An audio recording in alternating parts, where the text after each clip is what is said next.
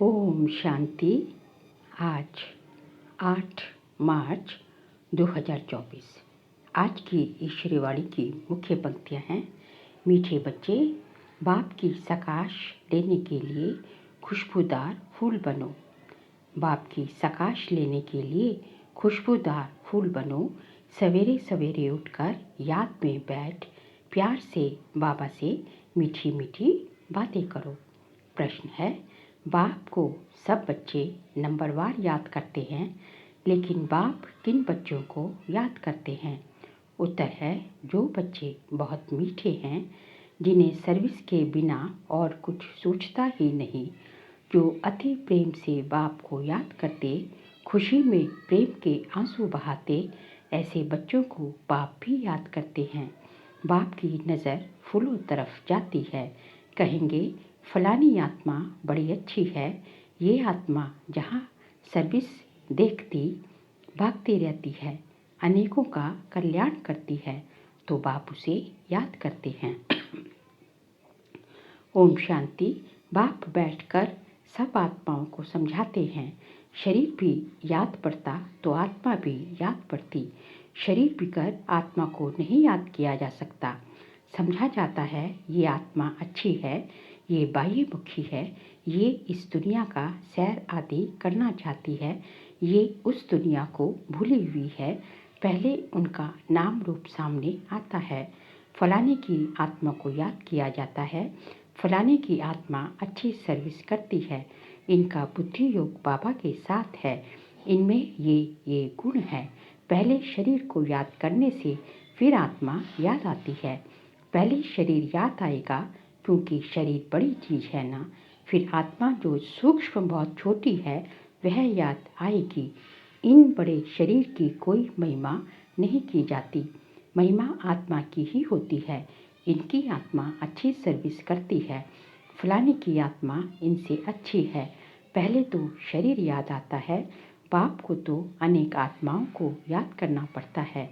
शरीर का नाम याद नहीं आता है, सिर्फ रूप सामने आता है। फलाने की आत्मा कहने से शरीर जरूर याद पड़ता है। जैसे समझते हो, इस दादा के शरीर में शिव बाबा आते हैं, जानते हैं इनके तन में बाबा है, शरीर जरूर याद पड़ेगा। पूछते हैं हम कैसे याद करें? शिव बाबा को ब्रह्मा तन में याद करें या ब्रह्म धाम में याद करें? बहुतों का प्रश्न उठता है। बाबा कहते हैं याद तो आत्मा को ही करना है, परंतु शरीर भी जरूर याद आता है। पहले शरीर फिर आत्मा। बाबा इनके शरीर में बैठा है तो जरूर शरीर याद आएगा। फलानी शरीर वाली आत्मा में ये गुण है। बाबा भी देखते रहते हैं कौन मुझे याद करते हैं, किसमें बहुत गुण हैं, किस किस फूल में खुशबू है। फूलों से सबका प्यार होता है। गुलदस्ता बनाते हैं, उसमें राजा रानी प्रजा भिन्न भिन्न फूल पत्ते आदि सब बनाते हैं। बाप की नज़र फूलों की तरफ जाएगी, कहेंगे फलाने की आत्मा बड़ी अच्छी है, बड़ी सर्विस करती है। आत्म अभिमान में रह बाप को याद करते रहते हैं। जहाँ सर्विस देखते हैं वहाँ भागते हैं। फिर भी सवेरे सवेरे उठकर याद में बैठते होंगे तो किसको याद करते होंगे? शिव बाबा परम धाम में याद आता होगा या मधुबन में याद आता होगा? बाबा याद आता होगा ना। इसमें शिव बाबा है क्योंकि बाप तो अभी नीचे आ गया है, मुरली चलाने नीचे आया है। इनका अपने घर में तो कोई काम नहीं होगा, वहाँ जाकर क्या करेंगे? इस तन में ही प्रवेश करते हैं तो पहले जरूर शरीर याद आएगा, फिर आत्मा। फलाने शरीर में जो आत्मा है ये अनन्य है, इनको सर्विस बिकर कुछ सोचता नहीं, बहुत मीठी है। बाबा बैठे रहते हैं, सबको देखते रहते हैं। फलानी बच्ची बहुत अच्छी है, बहुत याद करती है। बांधेली बच्चियों को विकार के लिए कितनी मार मिलती है, कितना प्रेम से याद करती होंगी। जब बहुत याद करती हैं तो खुशी के मारे प्रेम के आंसू भी आ जाते हैं। कभी कभी वह आंसू गिर भी पड़ते हैं। बाबा को और धंधा क्या है, सबको याद करते हैं। बहुत बच्चियां याद आती हैं, फलाने की आत्मा में दम नहीं है, बाप को याद नहीं करती, किसको सुख नहीं देती, ये अपना ही कल्याण नहीं करती। बाप तो यही जांच करते रहेंगे। याद करना माना सकाश देना, आत्मा का कनेक्शन परमात्मा के साथ रहता है ना। एक दिन आएगा जबकि बच्चे योग में बहुत रहेंगे, ये भी किसको याद करेंगे तो झट साक्षात्कार होगा। आत्मा तो है छोटी बिंदी, साक्षात्कार करे तो भी कोई समझ ना सके। फिर भी शरीर ही याद आता है। आत्मा है छोटी परंतु याद करती है तो उनकी आत्मा पावन बनती जाती है। बगीचे में वैरायटी फूल होते हैं, बाबा भी देखते हैं ये बहुत अच्छा खुशबूदार फूल है, ये इतना नहीं है तो पद भी कम होगा। बाबा के जो मददगार बनते हैं वही ऊंच पद पाते हैं, वह भी जो बाप को याद करते रहते हैं। ब्राह्मण से ट्रांसफर हो देवता बनते हैं, ये वर्णन भी संगम पर ही कर सकते हैं कि ये देवी फूल है या आसुरी फूल है। फूल तो सब हैं परंतु वैरायटी बहुत है। बाबा भी याद करते रहते हैं। टीचर अपने स्टूडेंट को याद करेंगे ना। टीचर अपने स्टूडेंट को याद करेंगे ना, ये कम पढ़ते हैं, दिल में तो समझते हैं ना। ये बाप भी है तो टीचर भी है, बाप तो है ही, टीचर बनने का ज़्यादा चलता है। टीचर को तो रोज पढ़ाना है, इस पढ़ाई की ताकत से वह पद पाते हैं। सुबह को तुम सब भाई बाप की याद में बैठते हो, वह सब्जेक्ट है याद की। फिर मुरली चलती है, वह है पढ़ाई की सब्जेक्ट। मुख्य है ही योग और पढ़ाई, उनको ज्ञान और विज्ञान भी कहा जाता है। ये ज्ञान विज्ञान भवन है जहाँ बाप आकर सिखलाते हैं। ज्ञान से सारी सृष्टि की नॉलेज मिल जाती है। विज्ञान माना तुम योग में रहते हो जिससे तुम पावन बन जाते हो, तुमको अर्थ का पता है। बाप बच्चों को देखते रहते हैं, देही अभिमानी बनने से ही भूत निकलेंगे, ऐसे नहीं सबके भूत फट से निकल जाएंगे। हिसाब किताब जब चुकतू हो फिर चलन अनुसार ही पद पाएंगे। क्लास ट्रांसफ़र होते हैं, इस दुनिया का ट्रांसफ़र नीचे हो रहा है और तुम्हारा ऊपर हो रहा है, कितना फ़र्क है। वह कलयुग की सीढ़ी नीचे उतरते जाते हैं और तुम पुरुषोत्तम संगम योगी सीढ़ी ऊपर चढ़ते जाते हो। दुनिया तो यही है, सिर्फ बुद्धि का काम है। तुम कहते हो हम संगम योगी हैं, पुरुषोत्तम बनाने लिए बाप को आना पड़ता है। तुम्हारे लिए अब पुरुषोत्तम संगम युग है, बाकी सब अघोर अंधियारे में है। भक्ति को वे बहुत अच्छा समझते हैं क्योंकि ज्ञान का उनको मालूम ही नहीं। तुमको अभी ज्ञान मिला है तब तुम समझते हो। ज्ञान की एक चुटकी से आधा कल्प के लिए हम चढ़ जाते हैं, फिर वहाँ ज्ञान की बात भी नहीं होगी। ये सब बातें महारथी बच्चे ही सुनकर धारण कर और सुनाते रहेंगे। बाकी तो यहाँ से निकले और खलास। कर्म अकर्म विकर्म का राज भी भगवान ही समझाते हैं। ये है कल्प का संगम युग, जबकि पुरानी दुनिया खत्म हो नई दुनिया स्थापन होनी है। विनाश सामने खड़ा है, तुम संगम युग पर खड़े हो और मनुष्य के लिए कलयुग चल रहा है। कितना घोर अंधियारा है, गिरते ही रहते हैं, कोई तो गिराने के निमित्त भी होगा ना। ये है रावण। इस सभा में वास्तव में कोई पतित बैठ नहीं सकता, पतित वायुमंडल को खराब करेंगे। अगर कोई छिपकर आकर बैठते हैं तो उनको चोट भी लगती है, एकदम गिर पड़ेंगे। ईश्वरीय सभा में कोई दैत्य आकर बैठते हैं तो झट पता पड़ेगा। पत्थर बुद्धि तो है ही, बाकी भी पत्थर बुद्धि हो जाएगा, 100 गुना दंड बढ़ जाएगा, अपने को नुकसान पहुंचाएंगे। कहते हैं हम देखेंगे, इनको पता पड़ता है हमको क्या पड़ी, जो करेगा सो पाएगा। हमको जानने की जरूरत नहीं, बाप से सदैव सच्चा ज्ञान, बाप से सदैव सच्चा रहना है। कहते हैं सच तो बिठो नच, सच्चे रहेंगे तो अपनी राजधानी में भी डांस करेंगे। बाप है ही ट्रुथ, तो बच्चों को भी ट्रुथ बनना चाहिए। बाबा पूछते हैं शिव बाबा कहाँ है, कहते हैं इसमें है। परम धाम छोड़कर दूर देश के रहने वाले आए देश पराए, उनको तो अब बहुत सर्विस करनी है। बाप कहते हैं मुझे रात दिन यहाँ सर्विस करनी पड़ती है। संदेशियों को, भक्तों को साक्षात्कार कराना पड़ता है तो यहाँ ही, वहाँ तो कोई सर्विस नहीं। कहाँ सतयुग में सर्विस बिगर बाबा को सुख ना आए। बाकी सारी दुनिया की सर्विस करनी है। सब पुकारते हैं बाबा, हे बाबा आओ। कहते हैं मैं इस रथ में आता हूँ। उन्होंने फिर घोड़ा गाड़ी बना दी है। अब घोड़े गाड़ी में श्री कृष्ण कैसे बैठेंगे? ऐसे भी नहीं, कोई शौक होता है घोड़े गाड़ी पर बैठने का। देही अभिमानी और देह अभिमानी बनने की बातें संगम युग पर ही होती हैं, और सिवाय बाप के ये बातें और कोई समझा भी नहीं सकता।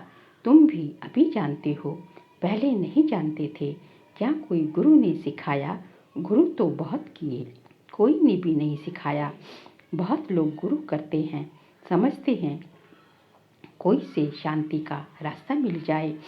बाप कहते हैं शांति का सागर तो एक बाप ही है, वह साथ ले जाते हैं। सुख धाम शांति धाम का किसको पता ही नहीं। कलयुग में है शूद्र वर्ण, पुरुषोत्तम संगम युग पर है ब्राह्मण वर्ण। इन वर्णों का भी तुम्हारे सिवाय किसी को पता नहीं। यहाँ तो सुनते हैं, बाहर निकलने से सब कुछ भूल जाते हैं, धारणा होती नहीं। बाप कहते हैं कहाँ भी जाते हो, बैच पड़ा हो, इसमें लज्जा की कोई बात नहीं। ये तो बाबा ने बहुत कल्याण के लिए बनाया है।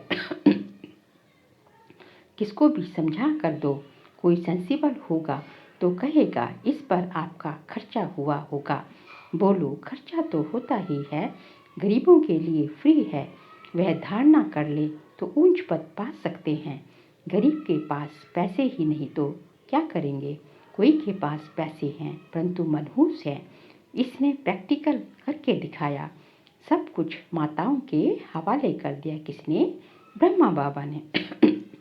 तुम बैठकर सब कुछ संभालो, क्योंकि अब तो ये ज्ञान मिला है कि पिछाड़ी में कुछ भी याद ना आए।